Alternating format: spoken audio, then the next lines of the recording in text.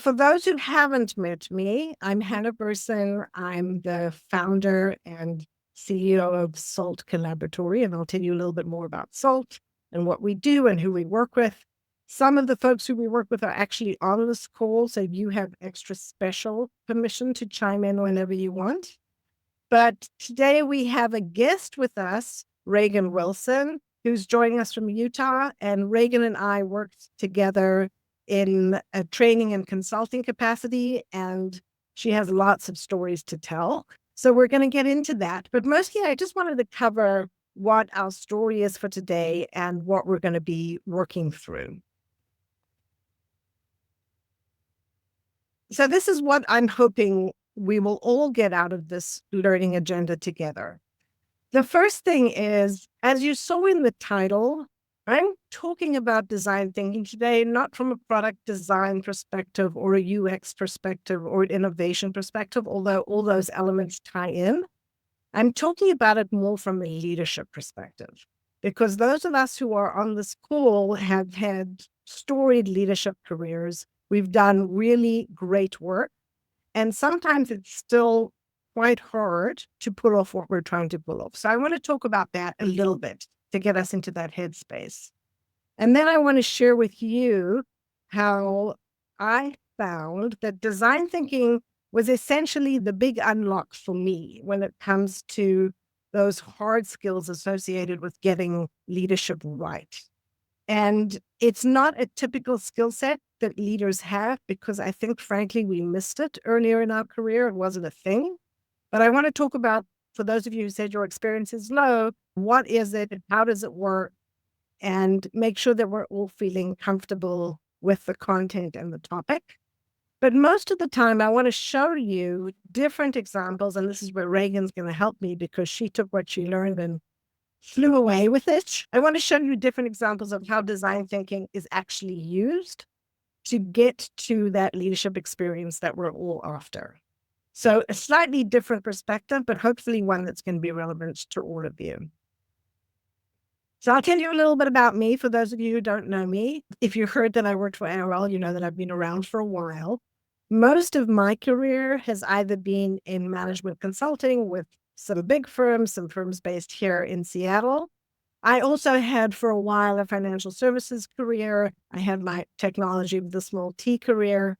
But a lot of my time has been in consulting in different industries. So a fair amount of time in healthcare and some nonprofit work at the Gates Foundation, and then some work in Starbucks. So I feel like I've had a chance to work with many leaders around the world, frankly, and in very different industries. And even if I don't know everything about leadership from an academic perspective, I've certainly seen it in the wild. And wild might be the operative word for some of the situations I found myself in.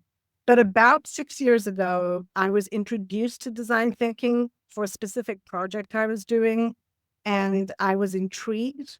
I wanted to see how I could use it in my leadership practice. And after playing with it while I was still at Point B for a while, I decided to step out and set up my own company. And that's what I do right now in different contexts. I would like to introduce my friend, Raegan. Raegan, you're up. Tell us all about you. Yeah, I'm Raegan Wilson. I am the VP of Ecosystem Consulting at Spur Reply, which is a consulting firm based in Bellevue, Washington. However, I hail out of the great state of Utah. I run a pretty broad team that is made up of our ecosystem or channel strategy and transformation team, our automation team, data and analytics, as well as engineering. And we call that ecosystem at Spur. I've got over 25 years of partner management and program and automation experience. So I came up through the ranks through the likes of Microsoft, Intel, Cisco, working with partners and helping them be successful with those vendors.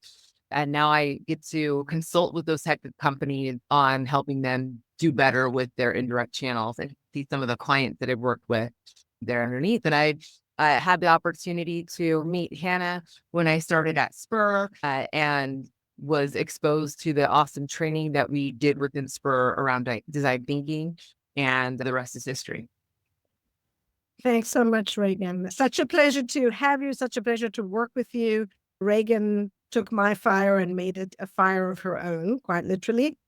And we're excited to talk to you about the work that we do together. So with Spur, it was actually a mix of all three of these. There was a fair amount of training, and you'll see that in a minute.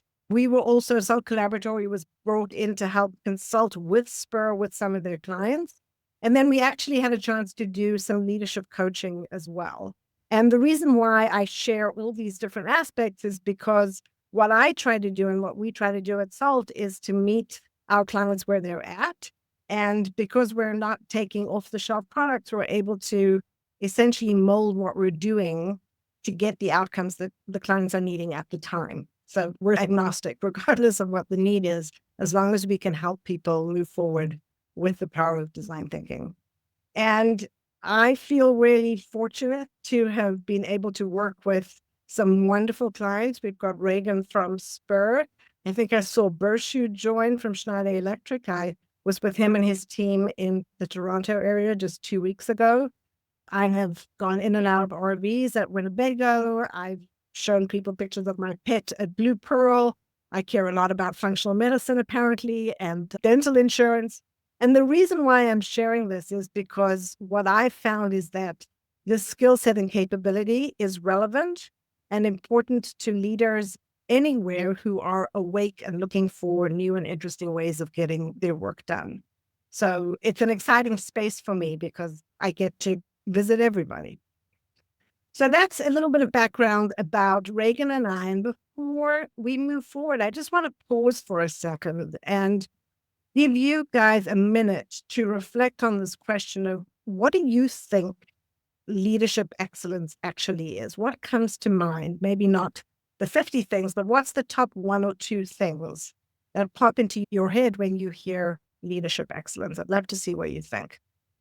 So if you don't mind putting some of that in the chat, I bet you know the answer to the question.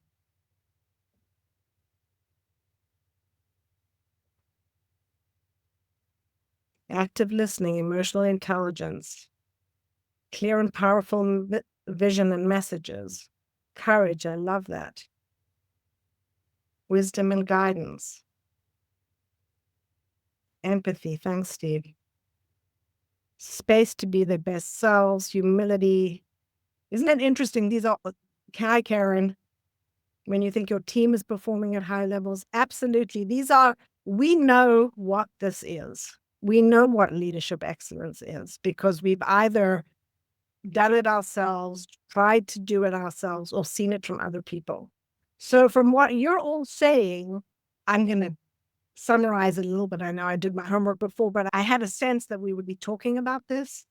So it's essentially our job as excellent leaders or outstanding leaders is really to be able to inspire and motivate others to the shared vision. Some of you said that. I didn't see a lot of this, but I think it's behind what some of you are saying. We have tough challenges that we need to address with our teams. And if we don't come up with new and interesting ways of doing it, we're not going to make progress. So that creativity and innovation. And I think a lot of you are pointing to this bottom bullet around a culture of trust, inclusion, collaboration, diversity, just making sure that we're not terribly worried about exactly what the spreadsheet's going to look like. We're not going to get anything done unless we're able to create this type of experience for our teams. Which the left brain stuff, I know that it doesn't exactly work like this in our brains, but I feel like a lot of us, I think about my education, I think about the training I did early in my career, lots of analytical stuff, lots of project management skills. Not so much on that whole creative, that's not something we really do in business. And yet it's the combination of all of these that make it possible for us to lead in the way that we need to lead. But what happens is we think we want to do that. We know we want to do that. We come into either a new position or even into existing positions. And there are all these stop signs. So we encounter people who don't have vision. We're stuck with the silos. I know somebody on the call is going to agree with that. We don't have the courage, actually. Somebody's micromanaging us. Somebody doesn't want to change. Somebody isn't in alignment. Somebody's burnt out. So it becomes increasingly difficult to pull all that off, especially with the pressure from above and below. And this is where I want to focus for the rest of our time, because in my experience, and Raegan, I don't know if this is true for you as well, design thinking doesn't fix everything, but for me, it was a critical unlock in my practice as a leader. I was able to bring everything that I learned before and just take it to the next level, because the frameworks and mindsets and methods, we'll talk about all of that in a minute, are all designed to help us with all the things that are difficult and that don't always come naturally to us, like empathy, like creativity. Most of us don't even think we're creative, like collaboration. And seeing how it can fit into our worlds is essentially what gets me out of bed every day. I really love working with leaders to take them forward so that they can achieve things they didn't think were possible with their teams. So this is where we're going to play today. Any questions, any thoughts? Feel free to pop something in the chat. Susan's going to watch and let me know. You can Nothing in the chat yet. Yeah, you can agree, you can disagree, but let's get into it. So a few of you coming in, some of you are bigger experts in design thinking than I am. Correct me too. But a few of you coming in were saying that it's not really something you're terribly familiar with. So this is not necessarily a crash course, but a very quick overview of what I think is important for us to know about design thinking to understand how it can impact how we work. So the first thing is, it's actually, for those of you who've never really seen it before, it sounds like something that those people do. They're in that breakout room somewhere, there's sticky notes everywhere, it's a mess. It's not what I do, it's not my thing. But actually, what we learn once we get into it is that it's not this messy thing, it's a very disciplined approach. And what it's going to help us do is be more creative and more collaborative when we're working together. And when we're doing it, it is designed to not let us forget who we're solving a problem for. So we're not solving it for the board and we're not solving it for the company. We're understanding who's really struggling, whether it's a client or an internal challenge, and we're organizing ourselves to get to a better answer faster. And the way that we do it is essentially through three elements. One is a framework. Frameworks help because you know where you are in the story. The other is the mindsets. And the third one is some methods. And they work together to pull off the magic. And so when we talk about the design thinking framework, if you've heard anything about design thinking, you've probably heard, oh, isn't it that empathize thing? And doesn't it have prototyping and testing? And so what this framework is showing you is that if you have a big, difficult challenge in front of you and you want to work through it, rather than feeling compelled as a leader to know the answer at the beginning of the story, this is why I like the framework. It gives you permission to say, excuse me, I can't give you the answer right now because I don't actually understand what's going on. I need some time to empathize, to learn. I don't need a lot of time because design thinking can be incredibly productive. But as the leader, I don't want to feel like I'm on point for knowing the answer out of the gate. I think a lot of leaders feel that's what leadership is, that you tell everybody what to do all the time. Design thinking says, hold on a minute, unless you have done your homework, make sure that you understand what's going on. Because when you open your thinking and you start looking at the problem, you might come out the other side once you process all that information and define things slightly differently. You might discover that the real challenge is not actually where you started. And that's incredibly valuable because then you're not going to build something for a problem that isn't really the main story. That's excellent work. The next trick is not to jump to the answer, not to say, I found the issue and the answer is we're going to do X. What design thinking encourages you to do is pull together a team of smart, diverse, curious people. And we'll see the methods in a minute, using different ways of working, come up with a lot of ideas that ultimately are going to be reviewed and processed and prioritized and de-risked, so that by the time you pull off whatever it is you're going to pull off, you're going to be much, much closer to the prize. And I think we all think we're intuitively doing this, but when you've got people who are dissenting and others who are not participating and people who are putting pressure on you to get to an answer, this kind of falls apart. So I appreciate having the framework in the back of my mind so that when somebody's asking me something and they want me to come up with an answer, I can validate that we're working on the right problem. And if we're not sure that we are, I can go back in the cycle and say, we're actually not where you think we are. So I feel like this is a gift to seasoned leaders to stop the train when it shouldn't be going as fast as it goes, personally. The other thing that we'll see, and sometimes I think these slides should be reversed almost, is when we come into the world of design thinking, it's a different experience because we're bringing a different mindset to our work. So rather than having lots and lots of documents, we're going to be more visual. Rather than telling people what to do, we're going to be more empathetic and ask questions. Rather than do work by ourselves in silos, we're going to be more collaborative. Rather than feeling embarrassed about coming up with crazy ideas, we're going to be encouraged to do that. Rather than asking or feeling afraid to ask dumb questions, we do that all the time. And we don't feel bad if we need to go back. So this is, I don't know about you, but maybe I just had a really harsh upbringing in management when I worked for Carney or Capgemini or CIBC, but this was not a thing. This was not how we rolled. And having the freedom to flow this way is really helpful, but also not natural.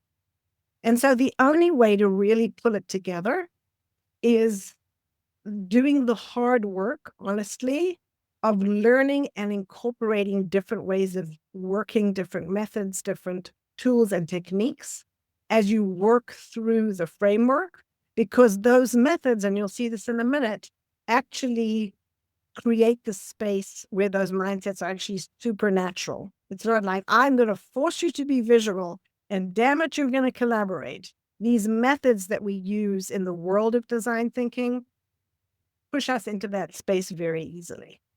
And so the mastery, a lot of people in the world of design thinking will say, oh, I know what it is. It's that empathy defined thing. And that's true. For those of us out there like Raegan and like a few others on the call, it's not enough to just know that. We want the magic.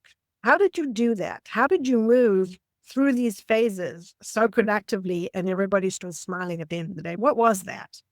And that's really what I want to get into today. But I feel like for starters, that's what I love those of you who are new to design thinking to be looking out for. Yep, you'd absolutely see the Luma Institute in here. I am a Luma certified design thinking instructor, and I train for them, and I've worked very closely with them in Mural. And we can talk more about that. For those who aren't familiar with Luma, it's one of the schools for design thinking out there, and I really appreciate how smart and tight their methods and approaches are.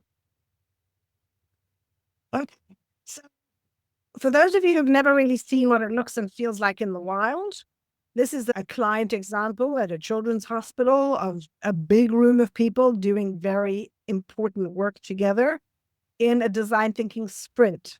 So in some situations, we really are taking a very difficult challenge the way through the framework and trying to get spat out on the other side. And it can take it, this one took a week, for example, of very hard work together.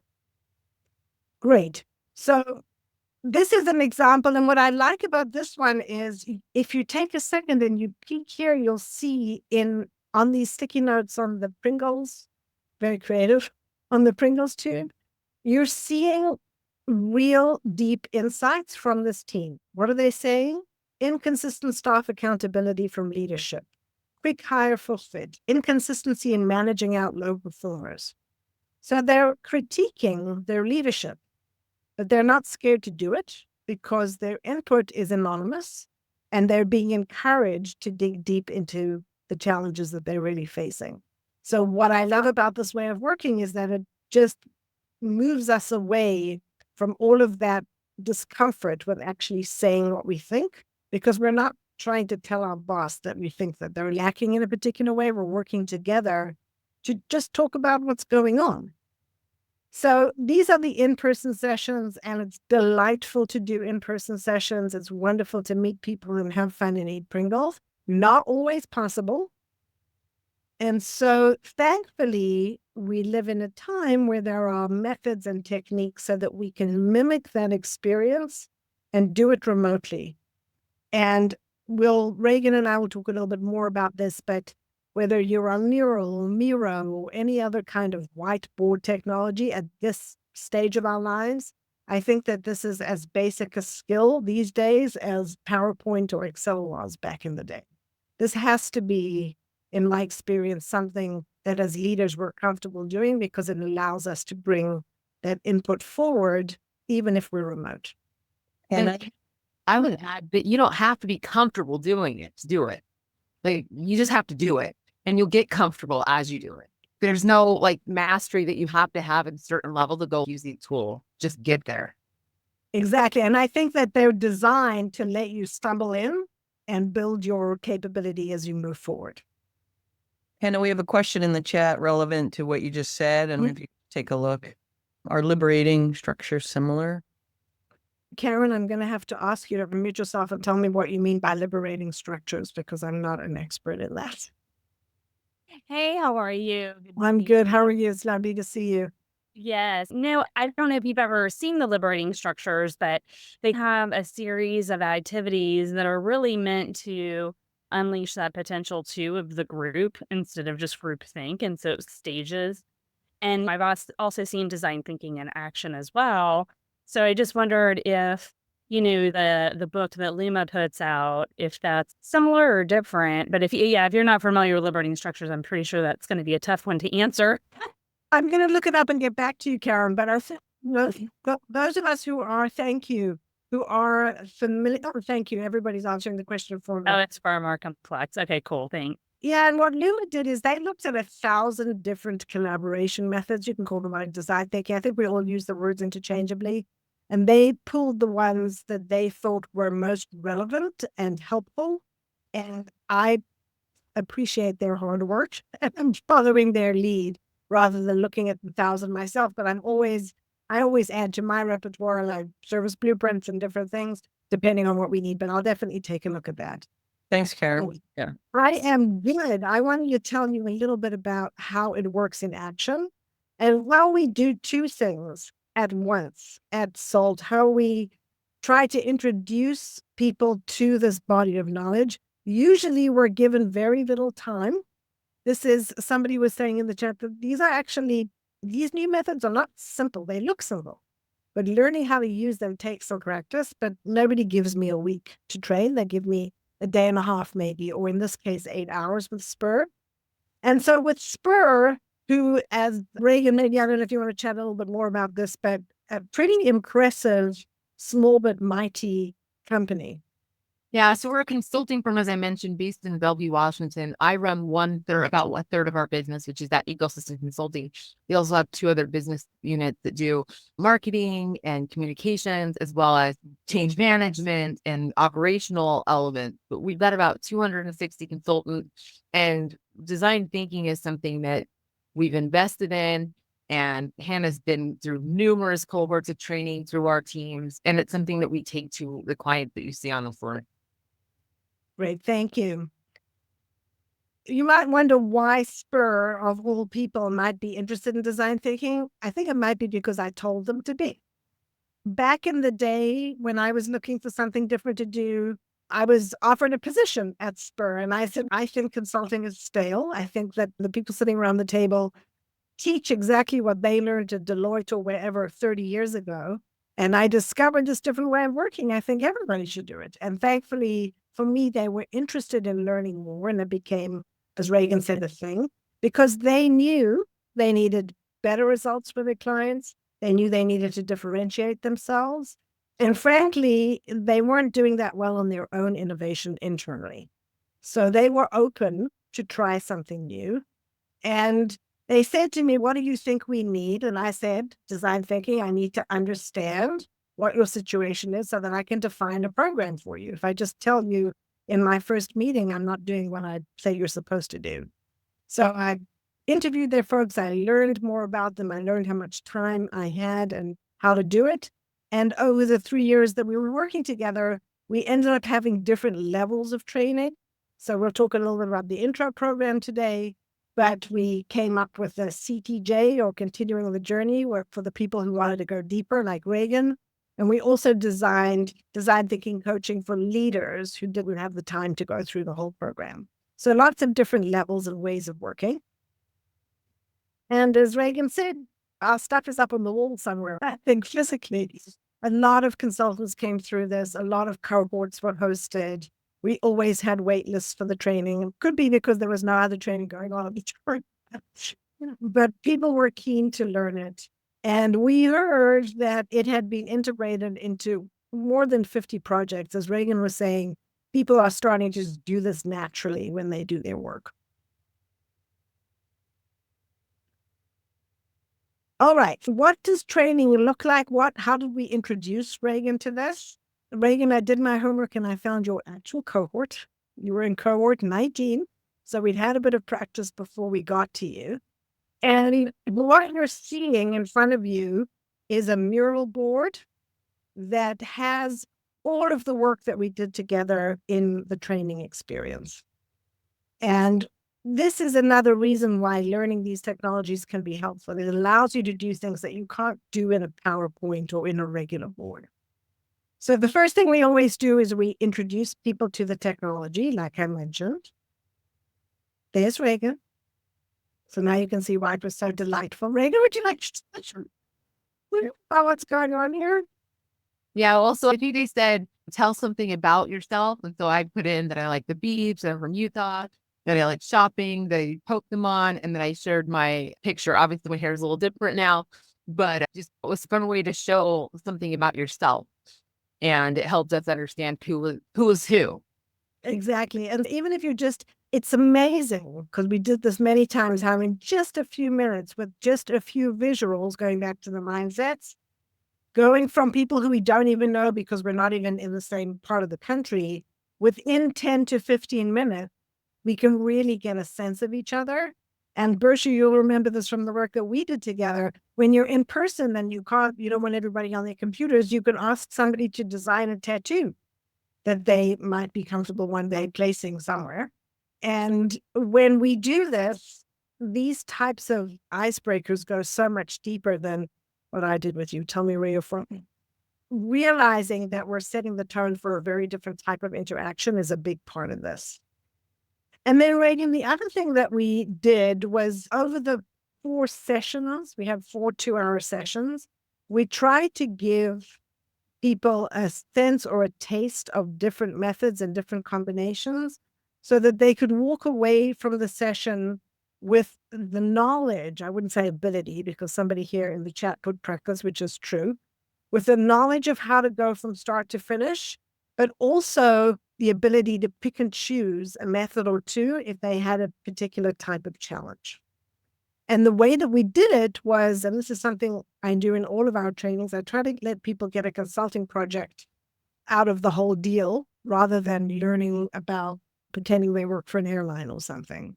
So the first method we did with your group was visualize the vote, which is a way of very quickly reading the heat in the room around where the interest can lie. And this is the technology to do this is very easy. It's easy to do in person as well. And what I love about this method, and I'd love to hear what you think too, because I know you use it a lot. What I love about this method is without something like this, you can imagine you're holding a meeting, there's 4 different options, and you open the conversation for discussion. And somebody puts up their hand and says, I think we should do option 2. And the third person says, no, I've done option 2 before, and this is what it was like. And it goes round and round. And at the end of the day, it really wasn't that hard to do because we, at least most of us still, all of us, I hope on this call, understand democracy, can deal with it if we see that there's a lot of interest in something, especially if we're learning. So it's a way to move through things quickly to read the room. Raegan, you like this one. I've seen it in some of your work. It helps to only allow people to have so much of an opinion and not just like everything. and really dials things in and shows without it being a raise of hands or peer pressure where things really land. And the nice thing about doing this remotely in tools like Mural is that while you're voting, you can't see what other people are voting for. So you really do have to think for yourself. Sometimes, unfortunately, when you're in a room and you're putting sticky dots up somewhere, you start to see everybody's going there. I'm going to go there too. But this is a great one to just cut down on the noise and keep the work going. So I like to start with that one. And we ended up choosing how to establish a more robust onboarding program. And then we're not going to get into lots of methods today because that's not really the point. But as we roam through Raegan, this is your group. I'm taking you down memory lane here. It was cool because the process took us through all of the design thinking methodology, like not all of them, but took us through the design thinking methodology. So we're just going through the process, but we're learning how to do it as we went through it and getting exposed to it. And it was very efficient. And you could see the application into different areas. At least for me, it was like blatantly obvious. And while I've done these types of methods in person, back to your in-person example of the sticky note on the board, I have the big giant sticky notes, the small sticky notes, all the Sharpies to do that. I haven't really thought about, in the world we live in now, that's not a very conducive, that's a very expensive meeting to have. But this takes all the notes for you, documents it all. I don't have to take pictures. It just opened my mind to so many things that I started just build it into projects. And I didn't even call it design thinking. It was just like, this is how we're going to debrief. This is how we're going to figure out what phase 2 looks like. And I just started applying it. And as I mentioned before, you don't have to be a master of it to look like a master of it, because you're introducing someone to this. My clients were just blown away. They're like, that was and I quote you, that was the most effective meeting we've ever had. And it wasn't in person. And they were just completely blown away. Or, wow, I was just winging it half the time. But it was awesome to see. And we just kept refining. Yeah, no, you're so right. I, during the pandemic, only worked this way. So when I needed to go back in person, it was a little sad. You're right. You're pulling down the sticky notes. And in fact, in one of my in-person meetings that I had where we were doing a lot of work and it was going to be almost impossible to sticky note the thing, people brought their laptops and we worked online in person, which is another way to have that connection but still get the work done. What we're seeing here is just, as you said, and I use the word design thinking mostly because I'm lazy. I want people to have a sense of what I'm talking about, but there's so many layers to this that design thinking couldn't possibly describe. It's the overarching category heading for working in a collaborative and creative way, but you're right. You never need to mention the word. And some of my clients hate the word, so we don't mention the word. It doesn't really matter what you're calling it if you know what you're doing. What I also appreciated is about working this way is, like I said, you don't need to bring 15 methods in order to have an effective meeting. You can also have just one, like this one, which is a crowd pleaser. So in this particular one, you have a challenge statement that people are starting with. Everybody gets a color for their first idea for how to approach it. And they sit in their zone and they come forward with their idea. And you can tell some of them are very detailed. So to your point, Raegan, another reason why we love the technology is because you can go on and on if you want. You almost never run out of space. Your text just becomes very small. And what this little method here shows so much about what this way of working is about, because you're being thoughtful about the challenge. You're collecting input. You're asking lots of people how to approach it.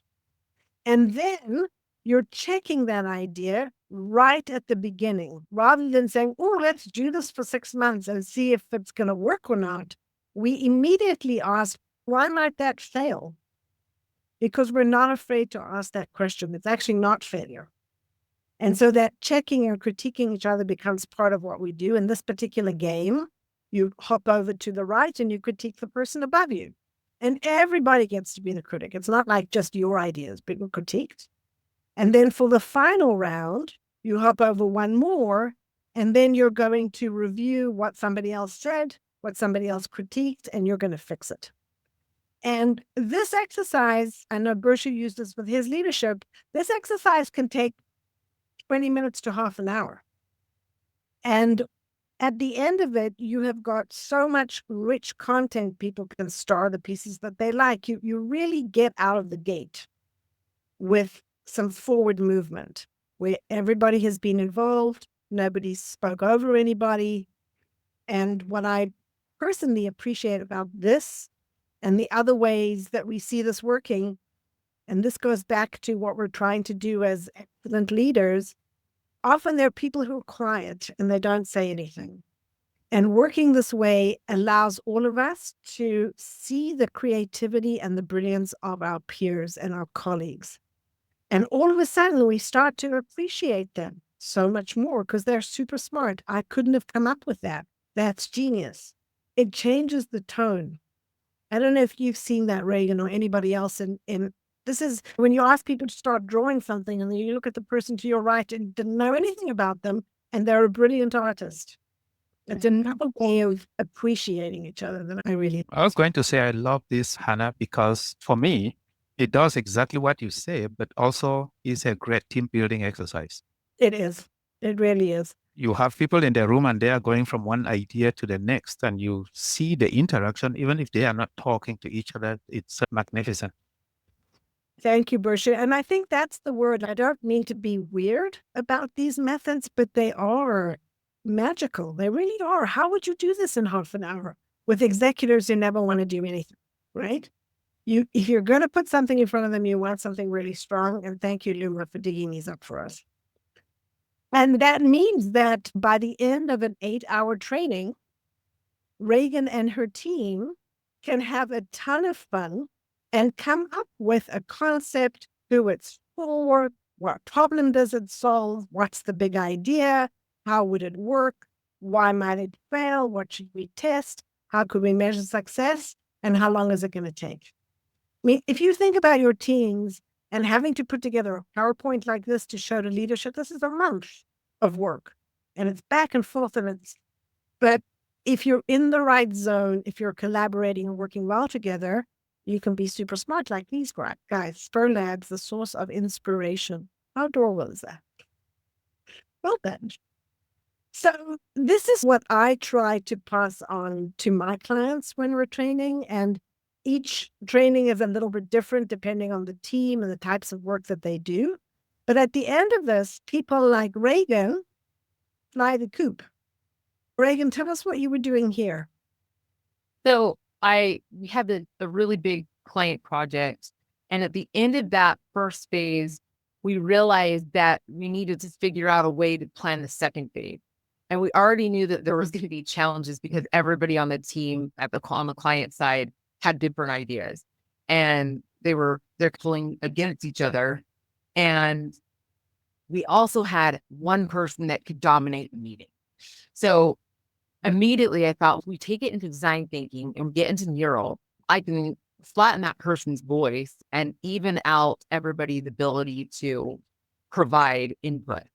And what I needed them to do was identify the challenges that we had in the project as being their challenges and figure out a way to solve them moving forward and come to an agreement on what the future state would look like, not only from a project standpoint, but how we were all going to work together and resolve the problem. And that's what you see here. And it's really small. But we took him through a whole, I think it was a set of 2 workshops, about 2 hours each, that got us to the planning of the next phase and agreement on what went wrong, accountability on their side, and how we were going to change the next phase so that we didn't run into those same problems. And the cool thing that it did was it gave everyone a voice instead of the one person that always had the voice. Even though they did try to dominate the speaking part, everybody had the mural part of the voice because they were able to own their own sticky and have their voices heard within the design thinking activity. And this is the client that came back to me and said, this is the most efficient meeting we've ever had. And they just come out of a set of in-person meetings that were days long. And we got more out of these 4 hours than they got out of 2 or 3 days. So it was pretty impactful. And then we started to look at opportunities to just It wasn't like we're selling the specific design thinking strategy as a project. It was just like, how do we go in to our existing projects and use this so that we're more efficient? And we just started rolling it out. And there were several other projects where the team was like, man, we should have done that up front. Because they would end up doing it like later in the project instead of inserting this type of example in the initial set of the project. But it was amazing how efficient, I'll say just the efficiency of doing this. Yeah, and I think it was good for you guys too, Raegan, right? Didn't you sell more work as a result? We did. We came out of this project with basically the scope for the next project with the team. It was pretty awesome.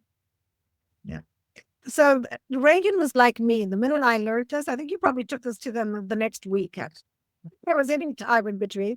I was similar. I took it to a client the next week, and I actually didn't remember everything that I learned. I'm just going to be honest here. It was an in-person meeting. There were 60 people. I was doing a creative matrix.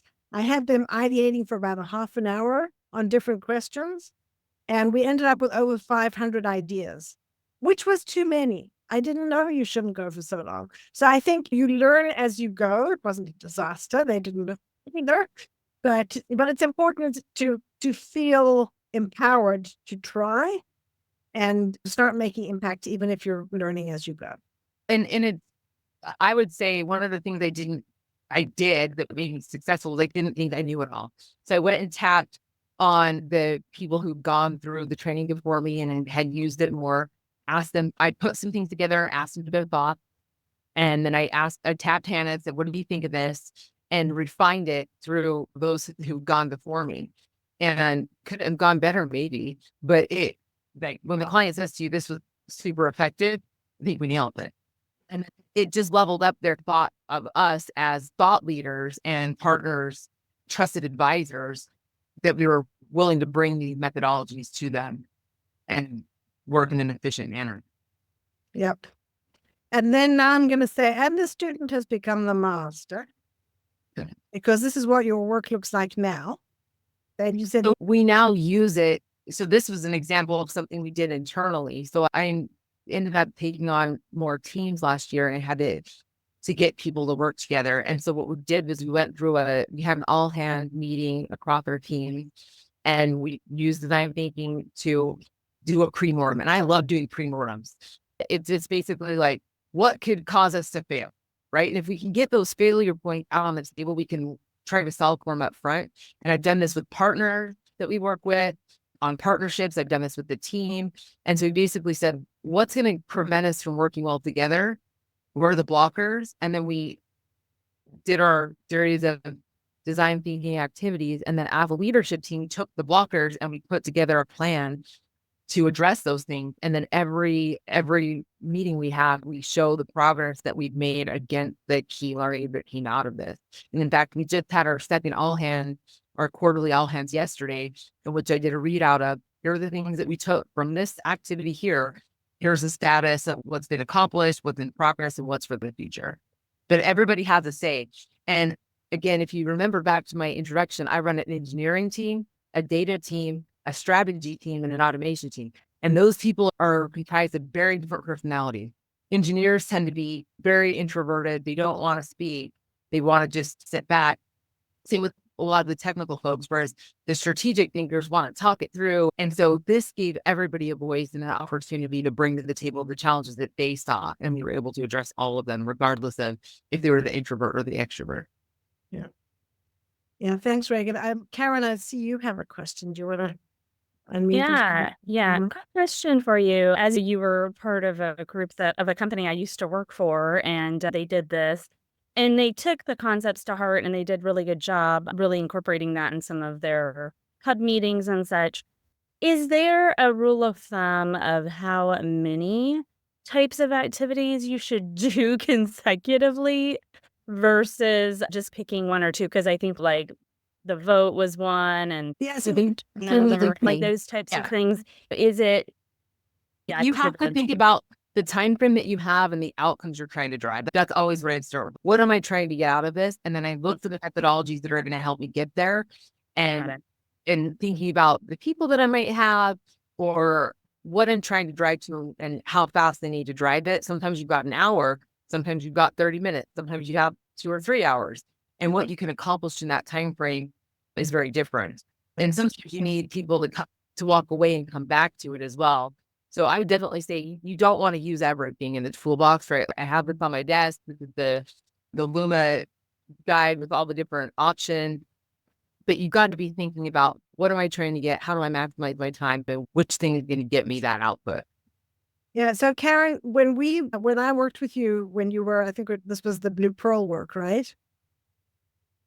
Yeah, that's correct. That was an invitation to come and train people. And I think I had 4 hours to work Mhm. through a challenge. And I think I was able to introduce you guys to about 5 or 6 methods in total in that time, maybe. And so if that's what you learn and that's all you learn, you feel like that's the world of design thinking and the world of these methods. But that's where, in situations like that, you're just opening the aperture a little bit. Over time, for people who are interested and committed, there starts to be an appetite for learning more of these methods so that you can plug and play more comfortably. So the work we did together, for example, didn't have any ideation in it because there wasn't any time. So if you're in a meeting and you want to ideate and you only have those 5 methods, then what do you do? So what I typically try to do is get people into the space and then either work with the clients to go deeper, like we did at Spur, or point people to resources so that they can learn themselves. But just overall, I would say, as Raegan was saying, you always have a limited amount of time. You don't want to stuff the envelope so that it's exploding. And certainly if you're working online, I think that you can't really do more than 2 hours before you get a bit of fatigue going on. Anna, we have 10 minutes left, but there's a question from Brian. How do you make sure the findings are actionable and not forgotten? It's funny you mentioned that. I have a good friend and colleague who I work with, and his whole space is, and then what? After the workshop, and then what? I think that this is when it's on us, going back to these leaders and excellent leaders. If we're going to pull people together and go through all this work, and then we're high on how fantastic it was, and then we drop it, I wouldn't say nobody, but I feel like when you're planning for a meeting, you have to plan for what you're going to do. You also have to plan for what you're going to do afterwards.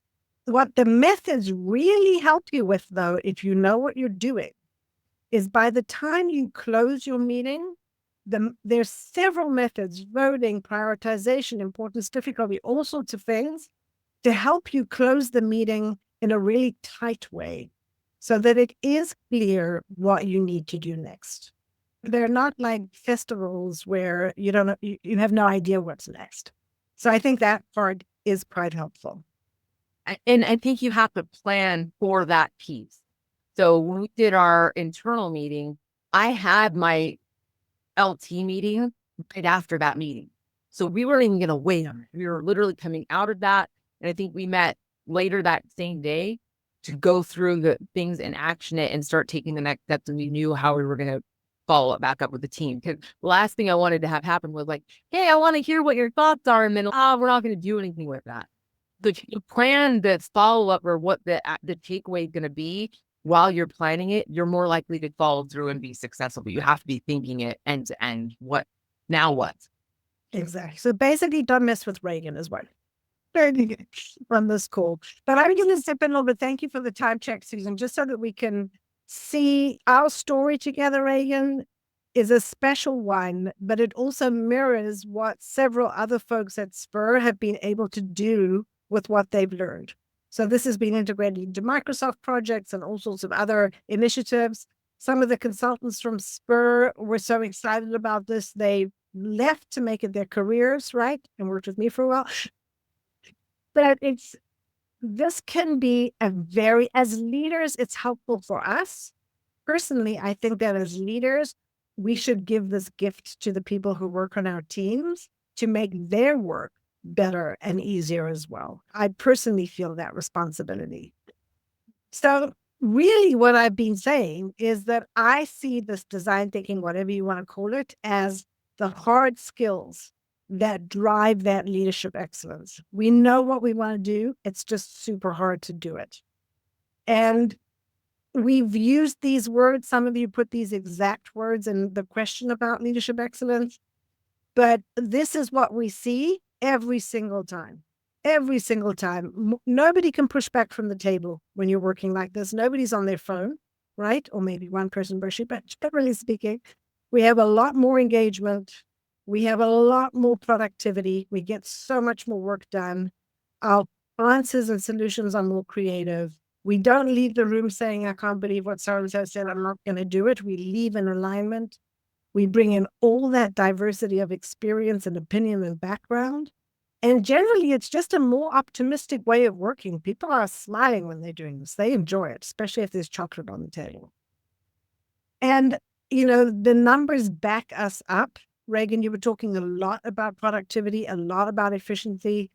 You may or may not know this, but IBM is one of the largest design thinking practices in the world. I think they've trained over 120,000 people in their methods, which are similar, but got a twist on them. So they can study the impact. They find companies are 2 times faster to market, 75%, which is a huge number, reduced design time, and 33% reduced development time. That's crazy, right? McKinsey found the same thing when they look at companies who do this. Their shareholder value is higher and their revenues are higher. So there's something going on, regardless of what you call it, around learning these more advanced and collaborative ways of working. So I know we've had a few questions coming through. I just want to show you the last few things, and then I'm happy to stay on a little bit if anybody else wants to chat. But I want to encourage you to learn more. There's a lot on our website that has case studies and examples of what we do. I've been asked to do this many times, so you're the first to hear that I am going to offer a SALT collaboratory training opportunity for people who want to learn this but are not part of a company where this is happening. And I want to try to do it as a gift you give yourselves before the end of the year, especially if some of you have learning stipends at your companies that you want to spend, where we would have 3 2-hour sessions. I'd stuff you with some of these methods around leadership challenges, and then a tail with some office hours and ways of helping each other. So I'm going to make more information available, but those of you who've been thinking, how can I get some of this? And I don't want to learn it from the book. Let's see what we can do together before the end of the year and into next year. But basically, I just want to encourage you to either sign up for my training or somebody else's training. I'm happy to talk to anybody, as you can tell, big talker, happy to chat. Website has stuff. We can stay connected on LinkedIn, and I have my email address. I think, Susan, you're going to pop some other links into the chat. I'll do that now. Yep. Thank you. But actually, I'm so excited to read through the whole chat because I was flying through a lot of this. I want to say thank you for making the time in the middle of your day. Raegan, thank you for sharing your experience. Susan, thanks for helping. I'll hang out if anybody wants to visit. But otherwise, we'll make this recording available, and we hope to see you again on this and other topics soon. I hope the links are pasting. If people don't get the links, get in touch with Hannah. You all have her contact. You might, if I Susan, think you have to post the actual link. Or I'll have to open it. I'm going to post the actual links. Got it. All right. Just I'll do that. If anybody wants to hang on, thanks for that pro tip. One sec. Thanks, all. It was nice meeting you. Raegan, thank you so much. My pleasure. Thank you. Yes. We'll just hang out. Have a sip of water.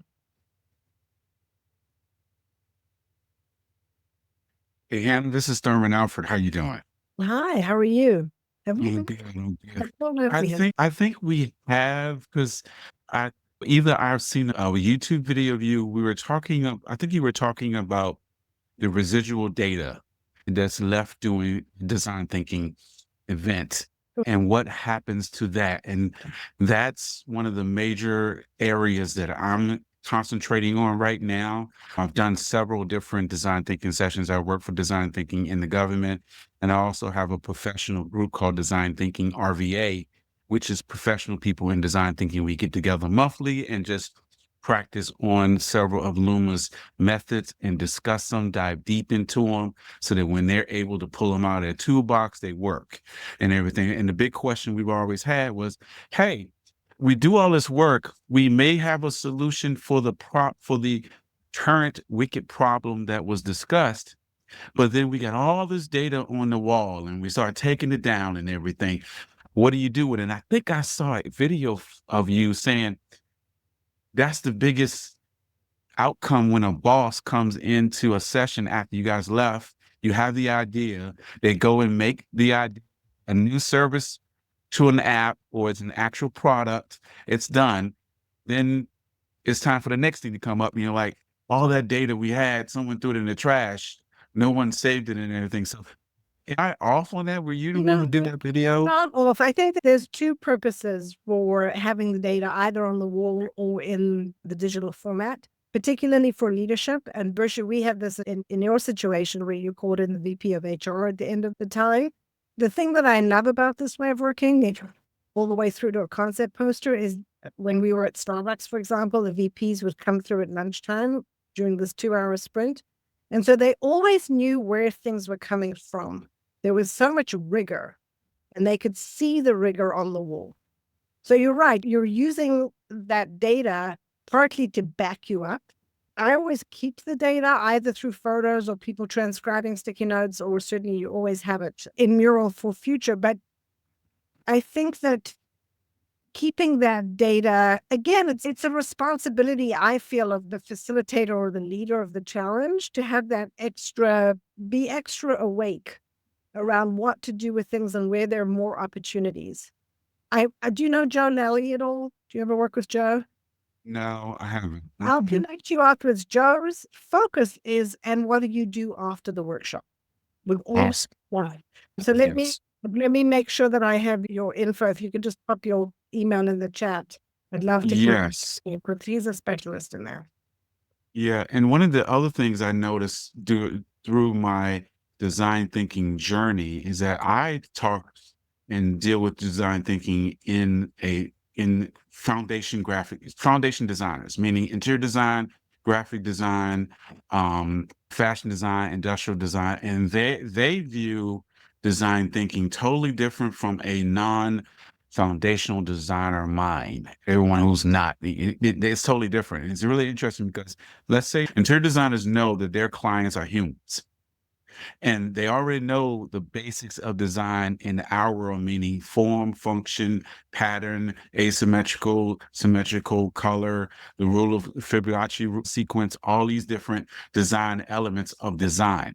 But then when I introduced design thinking to them back during COVID-19, during a class I taught, they were totally surprised at how you can dive into your client and really understand and pull out what is the root cause or root nature of them designing a space. By using design thinking, going down the rules of empathy, define, ideate, prototype, and test, they have created a whole different avenue of design. The same with graphic designers, the same with fashion designers. Is totally wild. So every time I go to a design thinking session such as this, I'm always amazed that there's very few foundation design people, or what I call artsy people, involved. There's more of the analytical mindset, and you can see the paradigm difference. It's really wild. I think the whole thing about design thinking is that we're designers, architects, they do this naturally. That's their job, is to make sure whatever they're designing really fits, like you said. And in business, we don't. And there are many people I find lots of people know what it is, but there's still a lot of people who don't know how to integrate this way of working into their day-to-day jobs. So, and I totally agree with you. Luma Institute was an eye-opening path. I went through my whole entire graduate degree, my MFA in design thinking from Bradford University, and I still had to go over to Luma to lock it all in place. And now that I locked it all in place, now I'm doing my own individual research into empathy. I'm doing 2 years into empathy, and that's dived me down into mindfulness, emotional intelligence, psychology, body language, and different cultures. So I'm when going to one of your webinars. I think I'm going to look out. it's wow. I got certified as a mindfulness meditation practitioner when I went 2 years down into the rabbit hole of empathy. and I haven't come up yet. It's Good. really It's a wow. happy place to be. It's a happy place. Yes, I totally agree with you. And design thinking has been a tremendous change in my life and where I go. People, once they discover it and they go down that hole, it's really life changing. That's true. That's true. Yeah, I'm not gonna hold your day up. We could talk all day about It's that. very good, and we should. I look forward to it. Keep I talking. email you. That sounds I great. email you. All right. Gershie, Keep talking. we started Gersha in our workshop who meditated every morning.